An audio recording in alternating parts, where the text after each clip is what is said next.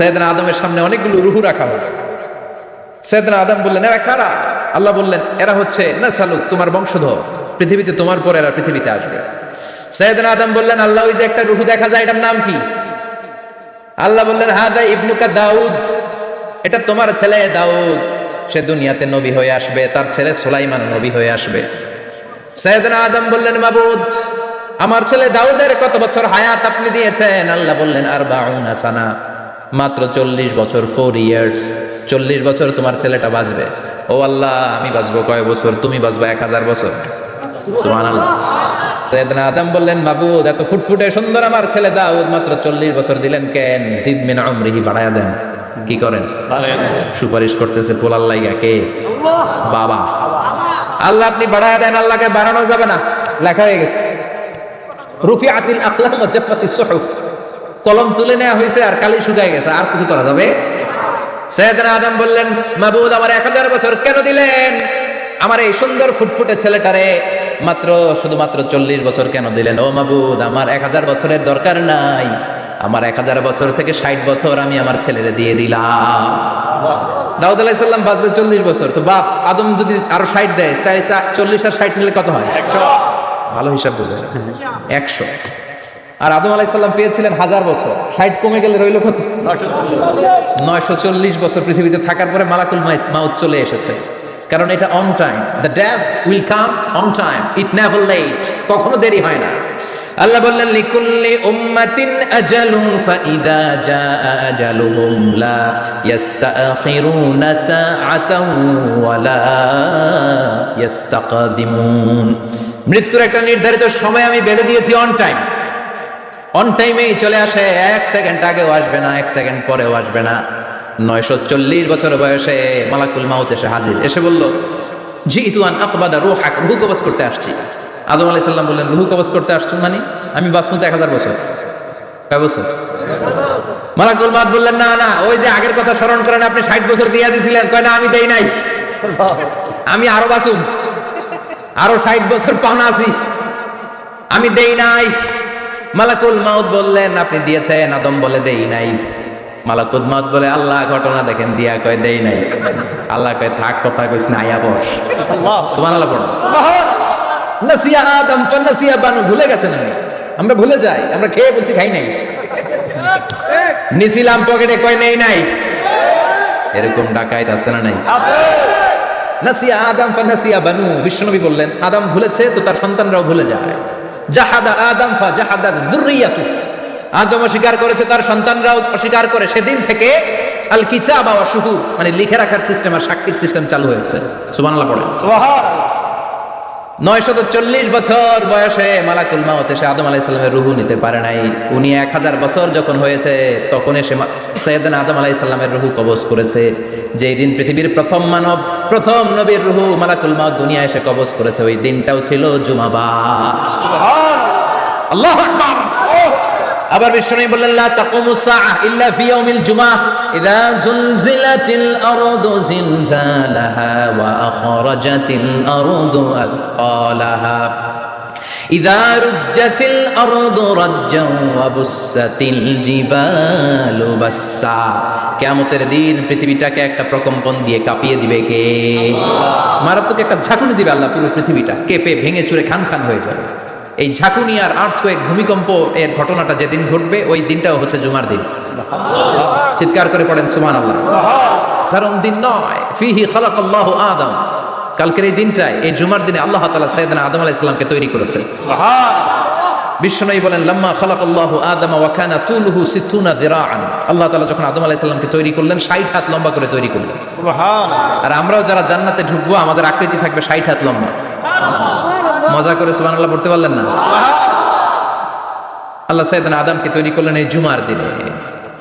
আবার সাইয়েদনা আদম আলাইহিস সালামকে পৃথিবীর বুকে তিনি পাঠিয়ে দিয়েছিলেন এই জুমার দিনে। সুবহানাল্লাহ।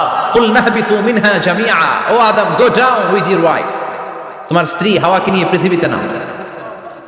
সাইয়েদনা আদম আলাইহিস সালামকে আল্লাহ তাআলা পাঠিয়েছিলেন শ্রীলঙ্কার একটা পাহাড়ে, অ্যাডামস পিক। ওখানে ঐতিহাসিকভাবে প্রমাণিত, এটা হাদিসে নেই, কুতুবুত তারিখে এসেছে। শ্রীলঙ্কায় একটা পাহাড় আছে, কলম্বো থেকে অনেক দূর, ওই পাহাড়ের চূড়ায় সাইয়েদনা আদম আলাইহিস সালামের ফুটপ্রিন্ট আছে। ফুটপ্রিন্ট মানে পায়ের ছাপ। সুবহানাল্লাহ পড়ো। সুবহানাল্লাহ। এটারে বলে ফিঙ্গারপ্রিন্ট। এটার কি বলে? পায়ের গুলারে একজনের আঙ্গুলের ছাপের সাথে একজনের আঙ্গুলের ছাপের মিল নাই। শুধু তাই না, আমার এই আঙ্গুলের সাথে এই আঙ্গুলের ছাপের কোনো মিল নাই। আয়াহসাবুল ইনসানু আল্লান নাজমা ইযামা বালা কাদিরিনা আলা আন নুসাউবিয়া বানানা। আল্লাহ বলেন, গোলাম তুমি মনে করেছো তোমার হাড্ডি গুড্ডি পচে যাবে, তোমাকে আমি একত্রিত করে আবার বানাতে পারবো না? বানানো তো অনেক দূরের কথা, আমি তো তোমার আঙ্গুলের ছাপগুলো সংরক্ষণ করে রেখেছি। চিল্লায় পড়েন আল্লাহু আকবার। 1880 সালে স্যার ফ্রান্সিস গাল্টন নামে একজন বিজ্ঞানী, তিনি আবিষ্কার করেছেন যে আমাদের আঙ্গুলের ছাপগুলো আলাদা, ফিঙ্গারপ্রিন্ট আলাদা। এই 10টা আঙ্গুলের একটার সাথে আরেকটার কোনো মিল নাই। এই পৃথিবীতে যদি 600 কোটি মানুষ হয় তাহলে 6000 কোটি আঙ্গুল, একটা আঙ্গুলের সাথে আরেকটা আঙ্গুলের ছাপের মিল আছে? যারা সিগনেচার দিতে পারে না এরা কি দেয়? টিপসই দেয়। সুবহানাল্লাহ। কি ম্যাজিক আল্লাহ আঙ্গুলে রেখে দিয়েছে, একটা আঙ্গুলের ছাপের সাথে আরেকটা আঙ্গুলের ছাপের মিল নাই। এখন এই বায়োমেট্রিক অথেন্টিকেশনের জন্য অনেক জায়গায় দিতে হয়। ইমিগ্রেশন পাস করবেন, গিভ ইউর ফিঙ্গারপ্রিন্ট। ভিসা করবেন, Schengen visa, European visa, provide your fingerprint first. Canadian এম্বাসিতে গিয়েছিলাম, সব আঙ্গুলের আলাদা আলাদা ফিঙ্গারপ্রিন্ট রেখেছে। এখন এটা অথেন্টিকেশনের জন্য সিকিউরিটি পারপাস খুব গুরুত্বপূর্ণ। কিন্তু 1500 বছর আগে, 1880 মানে কি 200 বছর তো না, 200 বছর আগে বিজ্ঞানীরা আবিষ্কার করলো। 1500 বছর আগে সূরাতুল কিয়ামার ভিতরে ফিঙ্গারপ্রিন্টের কথা বলেছে কে? আল্লাহ। আর পায়েরটারে বলে ফুটপ্রিন্ট। এটা প্রাণীদের ক্ষেত্রে প্রযোজ্য, কারণ প্রাণীদের আঙ্গুল নাই, আছে? ওদের আছে পা। বাঘের কয় পা? কথা কয় না, 4 পা। বাঘের হাত কয়টা? হাত নাই, ওদের পা। ফলে ওদের ফুটপ্রিন্ট লাগে। সুন্দরবনে কয়টা বাঘ আছে এটার একটা হিসাব আছে। কি করে বলে, কেমন করে হিসাব করে? বাঘের কাছে যে গুনে, চেহারা তো একরকম, একটারে 3 বার গুনে। কথা কন, কিভাবে গনে তাহলে? বাঘশুমারি হয় কিভাবে? ফুটপ্রিন্ট, পায়ের ছাপ। একটা বাঘের পায়ের ছাপের সাথে আরেকটা বাঘের পায়ের ছাপের কোনো মিল নাই।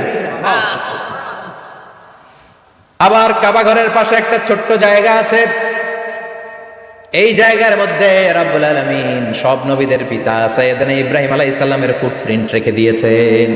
ওয়াত্তাখিযু মিম মাকামি ইব্রাহিম মুসাল্লা। সাইয়েদনা ইব্রাহিমের দাঁড়ানোর জায়গায় তোমরা নামাজের জায়গা করে নাও। আল্লাহু আকবার। সাইয়েদনা ইব্রাহিম আলাইহিস সালামের পায়ের ছাপ আছে কিন্তু মাকাম ইব্রাহিম। আর সাইয়েদনা আদম আলাইহিস সালামের পায়ের ছাপ আছে অ্যাডামস পিকে, শ্রীলঙ্কার ওই পাহাড়ে। তো যেদিন আদম আলাইহিস সালামকে আল্লাহ ওখানে পাঠিয়ে দিয়েছিলেন, ওই দিনটা ছিল জুমার দিন। সুবহানাল্লাহ নাই? সুবহানাল্লাহ বাড়িতে যায় বলেন, চিল্লায় পড়েন আল্লাহু আকবার। এরপরে সাইয়েদনা আদমকে পাঠানো হলো শ্রীলঙ্কায়, সাইয়্যিদাতুনা হাওয়া আলাইহিস সালামকে পাঠিয়ে দেয়া হলো সৌদি আরবের জেদ্দা শহরে। আরবিতে জেদ্দা বা জাদ্দা মানে দাদি। জেদ্দাতুন বা জাদ্দাতুন মানে কি? দাদি। হাওয়া আলাইহিস সালাম আমাদের সবার দাদি, ঠিক কিনা? ওনার নামে এই শহরের নাম। বছরের পর বছর সাইয়েদনা আদম আলাইহিস সালাম এবং হাওয়া আলাইহিস সালাম আল্লাহর কাছে ক্ষমা চাইলেন, আল্লাহ ভুল করে নিষিদ্ধ গাছের ফল খেয়েছি, তুমি মাফ করে দাও। আল্লাহ বললেন, আদম কয়েকটা কালিমা শিখিয়ে দেব, এই কালিমাগুলোর পরে আমার কাছে দোয়া করো, আমি কবুল করে নিব। আল্লাহু আকবার। আল্লাহ শিখিয়ে দিলেন আর বললেন, আদম পড়ো, রাব্বানা যালামনা আনফুসানা ওয়া ইল্লাম তাগফির লানা ওয়া তারহামনা লানাকুনান্না মিনাল খাসিরিন। ও আল্লাহ, জুলুম করেছি নাফসের উপর, ভুল করেছি, অন্যায় করেছি, আপনি যদি ক্ষমা না করে দেন আমরা শেষ হয়ে যাব, আমরা হালাক হয়ে যাব, ক্ষতিগ্রস্তদের মধ্যে শামিল হয়ে যাব, ঠিক কি না? আল্লাহ সাইয়েদনা আদম আলাইহিস সালামের তওবা কবুল করলেন। ওনার কাজ হচ্ছে তওবা কবুল করা। আমাদের কাজ গুনাহ করা, শয়তানের কাজ ওয়াসওয়াসা দেওয়া, আল্লাহর কাজ খালি মাফ করা। সুবহানাল্লাহ পড়বেন না? তার মানে আদম সৃষ্টি হলো জুমার দিনে, দুনিয়ায় নামিয়ে দেওয়া হলো জুমার দিনে, তওবা কবুল করে নেওয়া হলো জুমার দিনে, রূহ কবজ করা হলো জুমার দিনে, আবার কিয়ামত সংঘটিত হবে জুমার দিনে। পড়েন সুবহানাল্লাহ।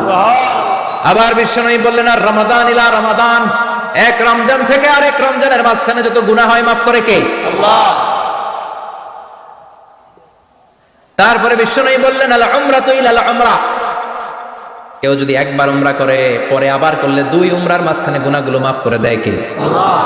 আবার বিশ্বনবী বললেন আল জুমাআতু ইলাল জুমআ কাফফারাতুন লিমা বাইনাহুমা, এক জুমার পর থেকে সামনের জুমা আসা পর্যন্ত যে সগীরা গুনাহগুলো হয় সবগুলো সগীরা গুনাহ মাফ করে দেয় কে? রজবে শাবানে বরকতে দাও, রমজান মাসে গুনাহ ঝড়াও, সপ্তাহ জুড়ে তুমি বরকতে দাও, জুমার দিনেতে গুনাহ ঝড়াও, রজব শাবানে বরকতে দাও, রমজান মাসে গুনাহ ঝড়াও। ঠিক কি না? তার মানে জুমার দিন গুনাহ মাফের দিন। সারা সপ্তাহে ভুল ত্রুটি অন্যায় যা করলাম জুমার নামাজের বদৌলতে সব গুনাহ মাফ করে দেয় কে? এই দামি দিনটাকে আল্লাহ ইহুদিদের দিতে চেয়েছিলেন, পায় নাই। আলহামদুলিল্লাহ কবেন না? আলহামদুলিল্লাহ। ইখতিলাফু, তারা ইখতিলাফ করে হারাইছে এটা। এই দামি দিনটা রব্বুল আলামিন নাসারাদেরকে দিতে চেয়েছিলেন, ফাখতালাফু, ওরাও ইখতিলাফ করে হারাইছে। এজন্য ইখতিলাফ ভালো জিনিস না খারাপ জিনিস? মারামারি ভালো জিনিস না খারাপ জিনিস? আর ঐক্য করা ভালো জিনিস না খারাপ জিনিস?